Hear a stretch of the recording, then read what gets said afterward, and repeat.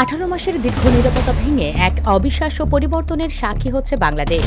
গত 12 ফেব্রুয়ারি 2026-এর নির্বাচনে বিএনপির নিরঙ্কুশ জয় এবং তারেক রহমানের প্রধানমন্ত্রী হিসেবে শপথ গ্রহণের পর থেকেই দেশের রাজনৈতিক পরিস্থিতি নাটকীয় মোড় নিতে শুরু করেছে। সারা দেশে এখন একটাই প্রধান খবর, এক এক করে খুলছে আওয়ামী লীগের অফিস। পঞ্চগড় থেকে পটুয়াখালী, চট্টগ্রাম থেকে ঢাকা, যে কার্যালয়গুলো দীর্ঘ 1.5 বছর ধরে তালাবদ্ধ বা পরিত্যক্ত অবস্থায় ছিল, সেখানে এখন আবারও উঠছে দলীয় পতাকা। শুধু অফিস খোলাই নয়, অনেক জায়গাতেই নেতাকর্মীরা আবারও একত্রিত হতে শুরু করেছেন এবং রাজপথ আবারও জয় বাংলা স্লোগানে মুখর হয়ে উঠছে। এই নাটকীয় প্রত্যাবর্তন কি কোনো বড় রাজনৈতিক সমঝোতার অংশ, নাকি নতুন সরকারের প্রতিহিংসামুক্ত রাজনীতির সুযোগ নিয়ে আবারও শক্তি সঞ্চয় করছে আওয়ামী লীগ? রাজনৈতিক বিশ্লেষকরা মনে করছেন, প্রধানমন্ত্রী তারেক রহমানের দেওয়া জাতীয় ঐক্যের ডাকে ঢাল হিসেবে ব্যবহার করে তৃণমূল পর্যায়ে আবারও সচল হতে চাইছে আওয়ামী লীগের নেতাকর্মীরা। 18 মাস ধরে যারা আত্মগোপনে ছিল, সেই নেতাদেরও এখন প্রকাশ্যে কার্যালয়ে আসতে দেখা যাচ্ছে। যদিও অনেক জায়গায় কার্যালয় খোলার কয়েক ঘন্টার মধ্যেই বিক্ষুব্ধ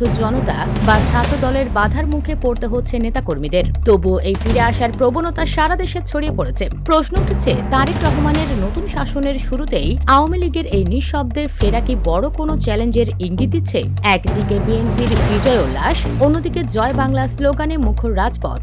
বাংলাদেশের রাজনীতি কি আবারও বড় কোনো সংঘাতের দিকে ধাবিত হচ্ছে? ক্ষমতার এই নতুন লড়াই এবং আওয়ামী লীগের ঘুরে দাঁড়ানোর চেষ্টা নিয়ে আপনার মতামত কমেন্টে জানান। বাংলাদেশের রাজনীতির এমন সব ব্রেকিং নিউজ এবং গভীর বিশ্লেষণ সবার আগে পেতে আমাদের চ্যানেলটি এখনই সাবস্ক্রাইব করুন এবং পাশের বেল আইকনটি ক্লিক করে আমাদের সাথে থাকুন। ধন্যবাদ।